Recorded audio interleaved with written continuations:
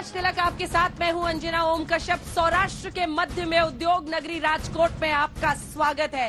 ये वही राजकोट है जहां पर अपनी शिक्षा महात्मा गांधी ने ली थी और वहां से लेकर मोदी के गुजरात में 2002 के उपचुनाव में फरवरी के महीने में इसी राजकोट 2 कंस्टिट्यूएंसी से प्रधानमंत्री नरेंद्र मोदी विधानसभा चुनाव में पहली बार जीते थे। हालांकि उसी साल फिर वो आगे मणिनगर से लड़े और फिर मुख्यमंत्री भी बने और प्रधानमंत्री नरेंद्र मोदी देश के प्रधानमंत्री बने। ये वही राजकोट सीट है जो लगातार पिछले कुछ दशकों से बीजेपी का गढ़ बनकर रहा है। लेकिन इस बार जनता क्या सोचती है? सबसे पहले तालियों के साथ आप सभी का अभिनंदन, क्योंकि आज राजकोट की जनता यहाँ पर मौजूद है। जो नेता हमारे साथ मंच पर जुड़ रहे हैं, आपका परिचय उनसे करा दे। राम भाई मुखारिया जी सांसद है राज्यसभा के पोरबंदर से, तालियों के साथ उनका स्वागत कीजिए। डॉक्टर हेमांग वासवाड़ा जी जो कि वाइस प्रेसिडेंट है गुजरात प्रदेश कांग्रेस समिति के, वो हमारे साथ जुड़ गए, तालियों के साथ आपका भी अभिनंदन। करण शाह साहब वरिष्ठ पत्रकार के तौर पर हमारे साथ गुजरात के बारे में हमें जानकारी देंगे। लेकिन इससे पहले कि हम आगे बढ़े, आइए आपको दिखाते हैं राजकोट से मेरी ये ग्राउंड रिपोर्ट। सुनिए सड़कों पर क्या कह रहे हैं लोग।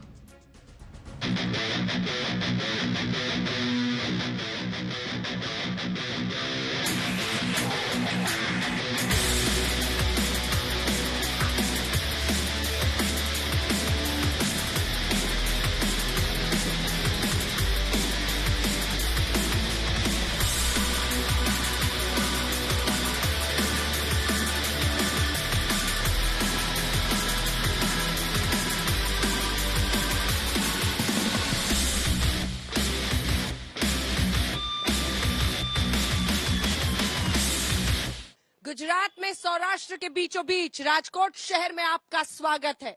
औद्योगिक नगरी के तौर पर राजकोट की पहचान है, लेकिन इसी के साथ साथ पोरबंदर में जन्म होने के बाद महात्मा गांधी आ गए थे राजकोट अपनी पढ़ाई के लिए 5 साल की उम्र में। एल्फ्रेड स्कूल में उन्होंने यहीं पर हाई स्कूल में पढ़ाई की और यहीं पर उनकी पूरी शिक्षा हुई। अब उस एल्फ्रेड स्कूल को म्यूजियम में तब्दील कर दिया गया है। लेकिन राजकोट शहर एक औद्योगिक शहर ऐसा है जहां पर खाने पीने के लोग बहुत शौकीन हैं। व्यापार काम धंधा भी अच्छा चलता है और गांधी ने जिस राजकोट में पढ़ाई की वो अब बीजेपी का गढ़ बन चुका है। आइए चलते हैं राजकोट की सड़कों पर जनता से ये जानने की क्या वो सरकार के काम से खुश हैं, बीजेपी को ही चुनेंगे या फिर कांग्रेस की आएगी बारी या आम आदमी पार्टी देगी चुनौती। आइए चलते हैं राजकोट की सड़कों पर।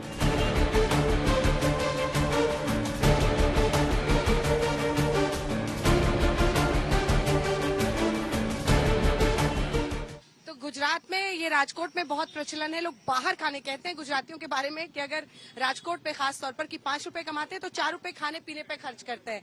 ऐसे ही एक स्टॉल पे हम लोग पहुंचे हैं। तो किसकी हवा है यहाँ राजकोट में? भाजपा की हवा है। क्या काम हुआ है राजकोट में? राजकोट में बहुत जबरदस्त, बहुत सारी बीच बन गई है, सब कुछ है, विकास बहुत अच्छा हुआ है राजकोट में। सरकार के काम से नहीं, जरा भी नहीं खुश। क्या प्रॉब्लम? 15 लाख का वादा किया था, 15 लाख कुछ दिया नहीं। काला धन वापस लाऊंगा, कहाँ आया? मैं 15 साल पहले मेरे पापा की बात करता हूँ, जो मंथली 10,000 कमा, अभी वो 1 लाख रुपीज कमा रहे। उसका एक्सपेंडिचर 50,000 बच रहे, पहले 5,000 बच रहे थे। तो यहीं पे 2 लोग मिल गए, एक कह रहे हैं बेरोजगारी, एक कह रहे हैं नहीं है। MSME स्मॉल मीडियम जो बिजनेस है उसका पूरा कर दिया जीएसटी लाके। ये बड़ा अच्छा हो गया है कि यहीं पे खाने नाश्ते की दुकान पे चर्चा हो गई। उसको मैं IGST बना के बिल दे देता हूँ, बहुत इजी हो गया बड़ी कंपनी से वर्क करने के लिए। शहरी हिस्सा जो राजकोट का है वहां पर हम मौजूद हैं और धर्मेंद्र रोड में जो बड़ा यहाँ पर बाजार है उसकी गलियों में चलते हैं। व्यापार भी यहाँ पर है, आम लोग भी हैं। उनकी क्या राय है मौजूदा सरकार को लेकर, या फिर वो सोच रहे हैं कि कांग्रेस या केजरीवाल को वोट देना है? आइए चलते हैं।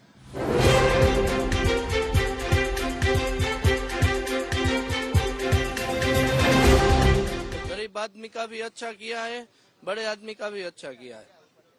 पानी सब जगह पे पानी लाया है, वो नर्मदा इधर लाया है, तो इसलिए हम खुश है। यहाँ पर विधानसभा चुनाव है लेकिन सब लोग मोदी जी का ही नाम लेते हैं, क्यों? मोदी जी ने पिछले 20-25 साल में बहुत अच्छा काम किया गुजरात में। ना कोई दंगे फसाद है, यहाँ रोजगार अच्छा है, डेवलपमेंट है। सरकार के काम से खुश है? खुश तो है ना, भाजपा सरकार आनी चाहिए, कांग्रेस नहीं। क्यों? बस भाजपा अच्छा है ना, इसीलिए।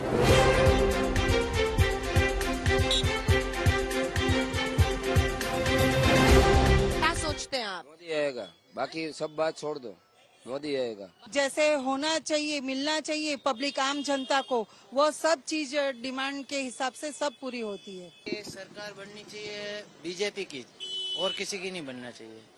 क्यों क्यों अब सब खुश है उनके काम से, इसी हिसाब से। क्या लगता है कि आप सरकार के काम से खुश हैं? मोदी सरकार आएगी, मोदी सरकार। आप बताइए काम कैसा चल रहा है आपका? काम तो अच्छा चल रहा हुआ है, बहुत बढ़िया काम चल। सरकार के काम से खुश है नहीं है? हाँ है, खुश भी है, खुश हैं सरकार के काम से। हाँ खुश है, बहुत खुश है।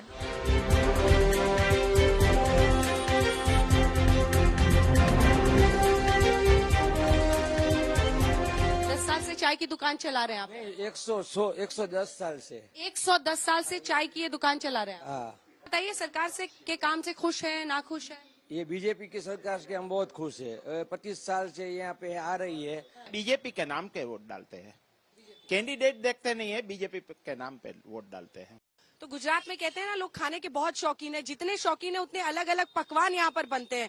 ये आप क्या बना रहे हैं? ये शायद हमने पहली बार देखा है। ये कौन है और कौन में मसाला भर रहे हैं? मसाला भर डालते हैं इसमें। कौन में तो ऐसे आइसक्रीम डालते हैं, पर आपने नया का पूरा बना हुआ है। अच्छा। इसमें भाजी डालते हैं, सॉस डालते हैं, और ये सेव डालते हैं, और कोन में भाजी, सॉस, चटनी, ये भेल लग गया। और ये देखिए ऐसे आपने आइसक्रीम खाते हुए लोगों को देखा होगा।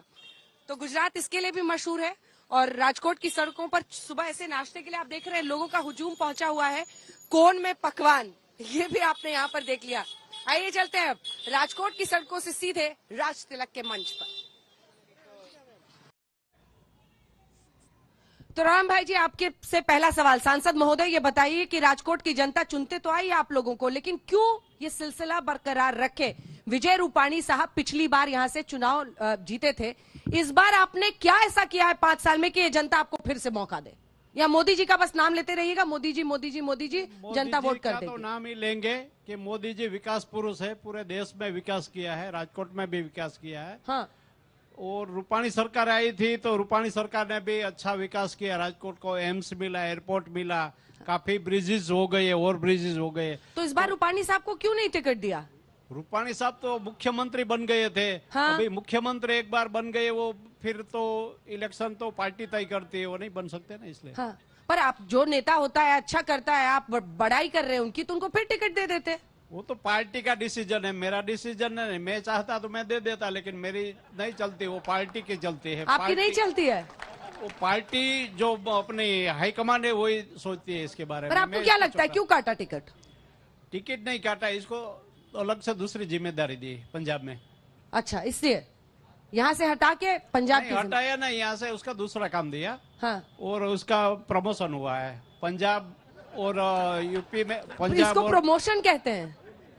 पार्टी में तो प्रमोशन ही होगा ना। हाँ हाँ। पूरे पंजाब का कारोबार वो संभालेगा तो इसका प्रमोशन ही होता है ना। अच्छा ठीक है, अब बताइए जल्दी से कि आप क्या काम आपने किया है 5 साल में कि यहाँ पे जनता फिर से आपको चुने, जल्दी से। जो हमने बताया ना आपको। हाँ।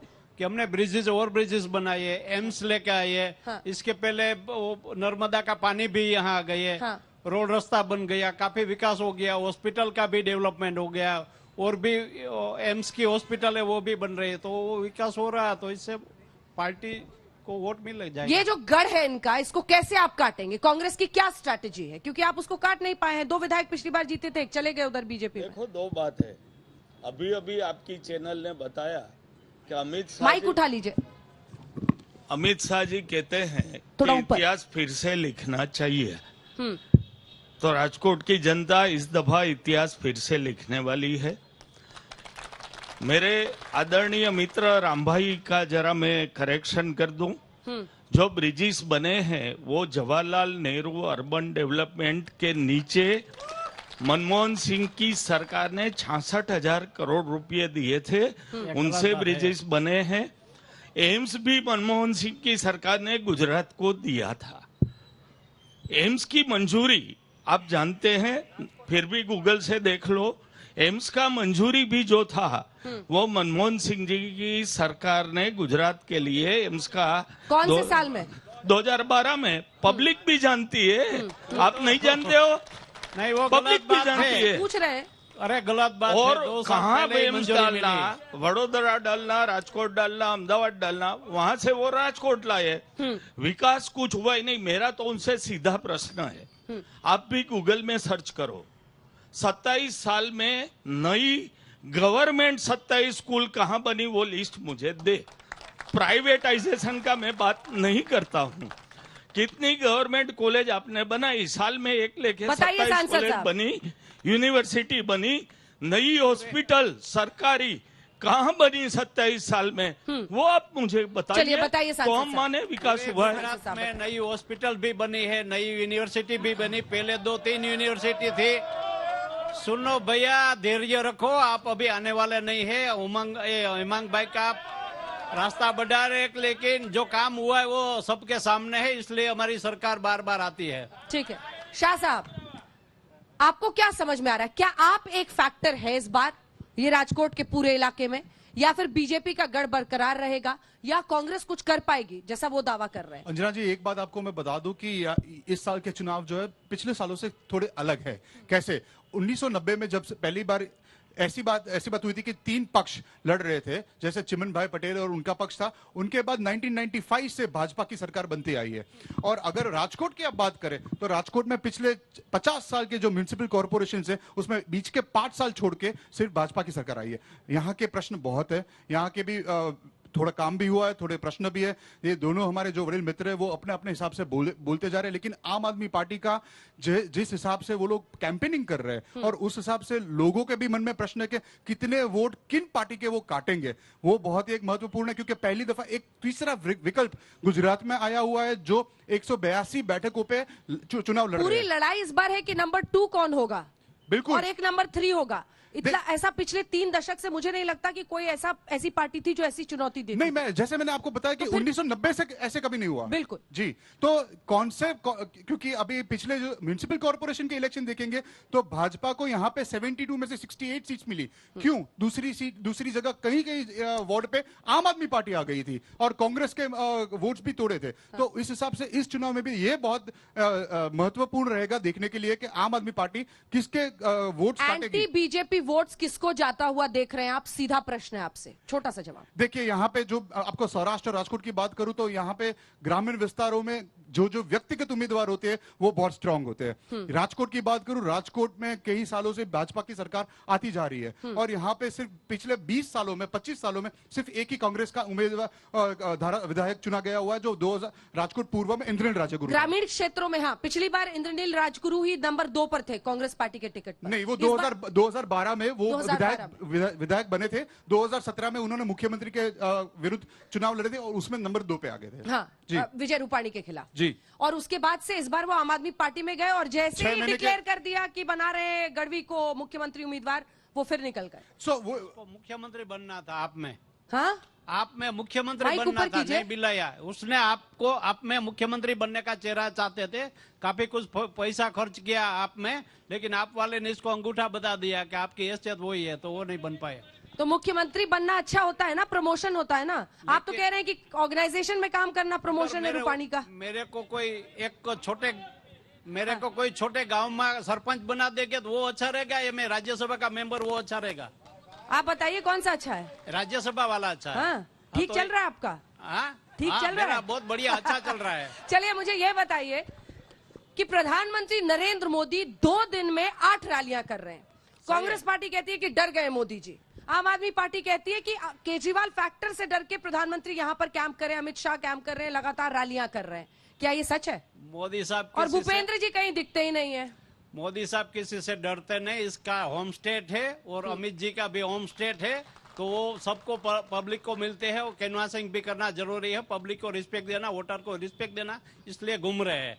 और कोई डरने की बात नहीं, क्योंकि जमीनी पर कांग्रेस कुछ नहीं है। और आपका तो नंबर वो 3 नंबर ही है, तो तीसरा ही आएगा। कांग्रेस के पास 25 से ज्यादा सीट भी नहीं मिलेगी और बीजेपी के 160 सीट तक पहुंचने की उम्मीद है। 182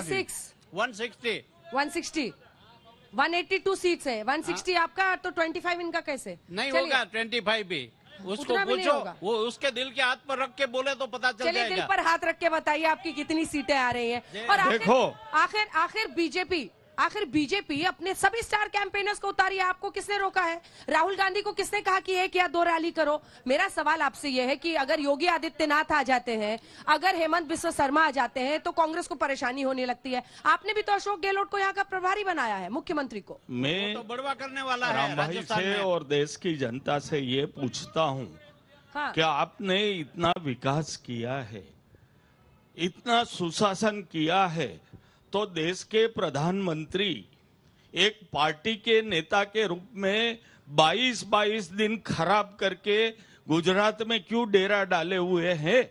आप घर बैठ के चुनाव जीत सकते थे, इतने लोगों को बाहर से लाने का क्या जरूरत पड़ा? आपके दिल में बात स्पष्ट है कि एंटी इनकम्बेंसी चल रही है, इसलिए पूरे भारत से लोगों को आप ला रहे हो। और मुझे राम भाई ये पूछना है, मोदी साहब का होम स्टेट है, सही है, अमित भाई का होम स्टेट है, ये भी सही है, लेकिन चुनाव के वक्त ही होम स्टेट बनता है क्या? बाकी के 5 साल होम स्टेट नहीं रहता है। मेरी बात सुनो, ये आपका टर्न आएगा, आप बोलो। ठीक है, वो मेरी पूरा बात कर ले, खत्म। पूरा कर ले। और उनका प्रेसिडेंट जिनके सामने 106 FIR निकली है, वो अभी कुछ दिन पहले 182 सीट का बात कर रहे थे, अभी घट के 160 पर आएंगे। चुनाव आते आते वो 60 पर आ जाएंगे। आपने लेकिन दिल पर हाथ रखकर सीट तो बताया ही नहीं अपना। वो नहीं बता मैंने पाएंगे। बताया ने, कितनी सीट आ रही है? हमारे कांग्रेस की? प्रेसिडेंट गुजरात प्रदेश कांग्रेस के प्रमुख बार बार ये कहते हैं कि 120 से ज्यादा सीट लेके चलिए, कांग्रेस वो दावा सरकार कर रहे हैं बनाने 120 वाली सीटों का। है। जल्दी से शाहजाद, छोटा सा अंजना जी, comment, छोटा सा मैं इसको इस तरह से देख रहा हूँ कि कोई भी चुनाव रहते हैं तो भाजपा उसको कारपेट बॉम्बिंग करते ही रहती है। हाँ। यहाँ पे 5 मुख्यमंत्री आए, बहुत सारा है। मेरा एक ये मानना है कि अगर इस चुनाव में बहुत सारे जब लोगों के प्रश्न है, तो ये प्रश्न को लेके क्यों अपने कांग्रेस के जो नेता है, राष्ट्रीय नेता यहाँ पे नहीं आए? अगर आते तो कुछ अलग सा बदलाव भी लाते। जैसे कि राहुल गांधी की यहाँ पे सभा हुई तो बहुत सारा उनको अच्छा प्रतिशत मिला। तो अगर मुझे भी ये भी बताया जा रहा है कि अभी प्रियंका जी आ रही है 27 से 28 तारीख को, बट 2 या 3 या 4 ही ऐसे राष्ट्रीय नेता आ रहे हैं। इनका ग्रामीण क्षेत्र पे कांग्रेस इतनी ढीली क्यों पड़ गई है इस बार गुजरात में? सीधा प्रश्न कर रहे हैं। कांग्रेस कहीं ढीली अरे नहीं रुकिए रुकिए पड़ी रुकिए, है। बोलने तो नहीं, दीजिए। इनका ग्रामीण क्षेत्र में ये लोग कर रहे हैं। मैं ऐसा नहीं बोल रहा हूँ, ग्रामीण क्षेत्र कांग्रेस में की प्लानिंग भी आप ही बताएंगे क्या? रुक जाइए। हाँ, कांग्रेस कहीं ढीली नहीं पड़ी है। हाँ।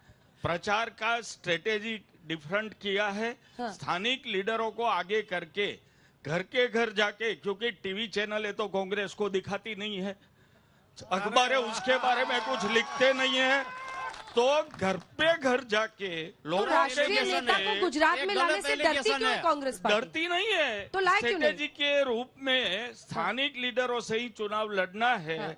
क्योंकि राष्ट्रीय नेता को और भी काम करना है। ये प्रधानमंत्री थोड़े हैं कि पूरा महीना गुजरात में रहे, पूरे ठीक है, देश का चलिए सांसद कारोबार जी छोड़- जवाब दीजिए इस पर। और ये भी बताइए कि देखिए, योगी आदित्यनाथ जी आते हैं या हेमंत बिस्वा शर्मा जी आते हैं, क्यों आते हैं?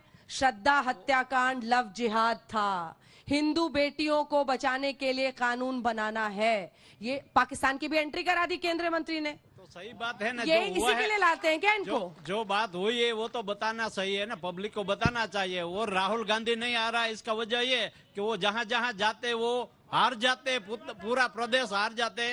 वो भारत जोड़ो की बात कर रहे हैं, एक्चुअली इसकी पार्टी टूट रही है और वो सावरकर का नाम लेके गलत हम वीर इल्जाम लगा सावरकर रहे। के स्टेडियम के सामने मौजूद है, तो वो तस्वीर भी दिखा देते हैं, क्योंकि वीर सावरकर इंडोर स्टेडियम के नाम से ये है और उनकी मूर्ति भी यहाँ जी। पर लगी हुई है। हाँ जी, हाँ जी, हाँ, है। तो ये जो हिंदुत्व का तड़का आप लोग लगाते हैं, नहीं वो तो उस पर सही नहीं बात बोल है रहे ना, आप। हिंदुत्व का तड़का सही बात है। वो हिंदुत्व के लिए इसने अच्छा काम किया, इसमें क्या गलत बात है? और हम हिंदू के देश में रहे तो हिंदू के लिए नहीं काम करे, किसके लिए करेंगे? बताइए इसका क्या जवाब है? और वो कह रहे राहुल गांधी जहां जहां जाते हैं चुनाव हरा देते हैं, इसलिए कांग्रेस नहीं ला रही उनको, ये सीधा कह रहे हैं। देखिए, थोड़े दिन की देरी है।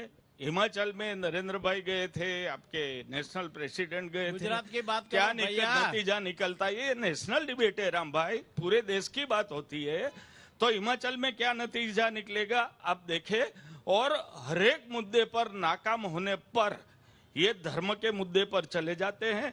आप बहुत सारी डिबेटें करती है, बहुत सारी डिबेटें अंजना जी आप करती है, हिंदू मुस्लिम, पाकिस्तान, मंदिर मस्जिद, धर्म, इनके सिवा अगर आप इसको बोले तो डिबेट में वो बोल ही नहीं पाएंगे कोई भी प्रवक्ता।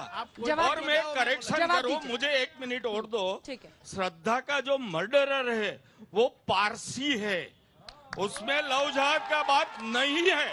पूनावाला पारसी में होता है, आप चेक कर लो गूगल पे। हम लोगों ने फैक्ट चेक किया है इसका आज तक पर, और आप जो कह रहे हैं उसको आप कंफर्म कर लीजिए, क्योंकि आप कांग्रेस के राष्ट्रीय प्रवक्ता हैं या प्रदेश के प्रवक्ता हैं। वो मुस्लिम है, वो मुस्लिम है, इसको दिखाई नहीं देता। कंफ्यूजन मत कीजिए, अपनी बात को सही साबित करने के लिए गलत फैक्ट्स मत बोलिए। सर बहुत बड़े मंच पे आप बोल रहे हैं, आज तक पर बोल रहे हैं, ठीक है। माइक उठा के बोलिए, माइक उठा के बोलिए जो बोलना है। गलत फैक्ट्स मत बोलिए। जो है पूनावाला साहब वो भी पारसी है, पूनावाला पारसी में होता है। और वो जो आप बता रहे हैं श्रद्धा का किस्सा, वो लव जिहाद है ही नहीं। ये लव जिहाद की कोई बात नहीं है। It was a wishful marriage, जघन्य हत्याकांड हुआ है, उसको माफ नहीं कर सकते हैं, लेकिन उसको आप हिंदू मुस्लिम में कन्वर्ट भी नहीं कर सकते। दो बातें साहब, एक तो सबसे पहली बात वो पारसी नहीं है, मुस्लिम है। और शहजाद पूनावाला जो आपने राष्ट्रीय प्रवक्ता का नाम लिया वो भी मुस्लिम है। और प्लीज उनको मत जोड़िए, उनके परिवार से कोई लेना देना नहीं है। लेकिन हाँ, जो वो कह रहे हैं क्राइम है, लेकिन आपको गुजरात में आके उसको उठाना है। क्यों हेमंत बिस्वा शर्मा को गुजरात में आके यही टॉपिक मिला बोलने को? नहीं, इसमें ऐसी बात है मैडम जी कि जो घटना घटी है वो सब पूरे देश में दिखाई देती है। वो श्रद्धा हत्याकांड हुआ है, वो पारसी बाबा नहीं है, इटाली का चश्मा पहना है मेरे फ्रेंड ने, इसलिए इसको मुस्लिम नहीं दिखाई देता, एक्चुअली मुस्लिम है। और जो मुस्लिम ये काम करेगा इसको उसका सजा मिलना चाहिए। मोरबी में भी हत्याकांड हुआ है, श्रद्धा से बड़ा 150 लोग की हत्या हुई है। मेरी बात तो वो मुद्दा क्यों नहीं आता है? मोरबी कांड पर कौन सा चश्मा लगाया जाए बताइए, उसमें इंसाफ कब होगा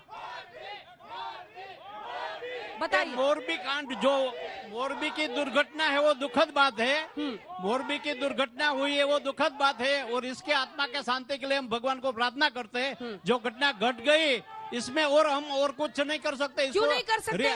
इसके लिए हमने मुआवजा दिया, शांति की जगह इंसाफ दिलाइए ना, आप सरकार काफी लोगों को बचाइए। अब हमारे जो कैंडिडेट है उसने नदी में जाके सबको बचाया। हम खुद यहाँ से राजकोट से दौड़ के मोरबी क्या एक इम्पोर्टेंट फैक्टर होगा? राजकोट से करीब है, क्या मोरबी एक इम्पोर्टेंट फैक्टर होगा? चाहे हाथरस हो, लखीमपुर है, उत्तर प्रदेश में हमने देखा था एक तरफा हो गया। बिल्कुल, राजकोट से मोरबी बहुत ही इंपॉर्टेंट फैक्टर है। राजकोट के भी 3-4 लोग थे जो जिनके दुखद अवसान हुए उसमें, और 150 लोग हमारे गुजराती भाई बहनों थे। हाँ। जिनके आज भी कोर्ट ने बोला कि क्यों यहाँ पे मुख्य जो उनके संचालक है उनका एफआईआर में नाम नहीं हुआ। ठीक है, आप बोलिए, पूरी कीजिए बात। क्यों इनका एफआईआर में नाम नहीं हुआ? वो कोर्ट ने इसके टकोर भी की राज्य सरकार को, और आज ये भी हुआ कि जितने लोग के दुखद अवसान हुए उनको मुआवजा क्यों बढ़ा नहीं जा रहा है। तो मोरबी का जो था वो बहुत ही दुखद है, उसके ऊपर भी ऐसे जो राजनीति हो रही है वो थोड़ी। केंद्रीय मंत्री ने कहा कि अगर बीजेपी की जीत नहीं होती है तो पाकिस्तान खुश होगा। जरा डिकोड करके समझाइए आप लोग की पाकिस्तान को कैसे लाते हैं? बात है, पाकिस्तान हमारे विरोधी देश है और पाकिस्तान यहाँ आतंकवाद फैला रहे हैं। कश्मीर में भी लॉन्चिंग पेड़ रहा है, तो उससे बीजेपी की जीत हार का क्या लेना है? मेरी बात सुनो, अगर मोदी साहब कहाँ भी आगे जाएगा, सांसद मोदी साहब जो देश में विदेश में सभी जगह आगे जा रहे हैं, इसको मिर्ची लगती है। और कांग्रेस वाले को भी वो कि ये मोदी साहब है तब तक तो उसका कोई चांस होने वाला नहीं। अभी पार्टी भी बिखर रही है, तो अभी इसके लिए उसके पास कोई चारा नहीं है। प्रभारी बनाया आपने अशोक गहलोत और सचिन पायलट में वाले हैं सरकार। ठीक है, एक सेकंड ठनी हुई है। गद्दार तक कहते हैं अशोक गहलोत सचिन पायलट को। अपना घर नहीं संभल रहा, कैसे होगा? देखो, दो बात है। पाकिस्तान, अगर पाकिस्तान बीजेपी के हारने से खुश होता तो अडवाणी जी जिन्ना की मजार पर माथा टेकने नहीं जाते। बिना बुलाए मोदी साहब बिरयानी खाने नहीं जाते, न तो आम साड़ी का आदान प्रदान करते। जो हुआ है देश ने देखा है।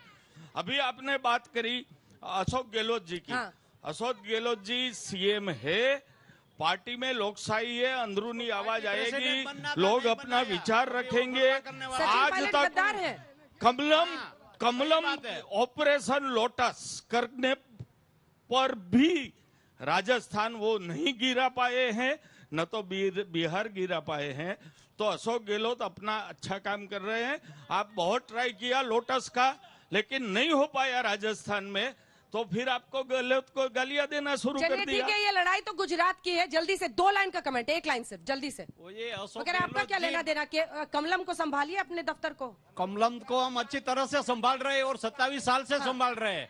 ये कांग्रेस पार्टी अपना खुद का नहीं संभाल रहे, उसको बनना था। चलिए इसी के साथ तालियों से आप सभी का बहुत धन्यवाद हमारे साथ जुड़ने के लिए। राजकोट में राज तिलक में इतना ही। देश दुनिया की बाकी खबरों के लिए आप देखते रहिए आज तक।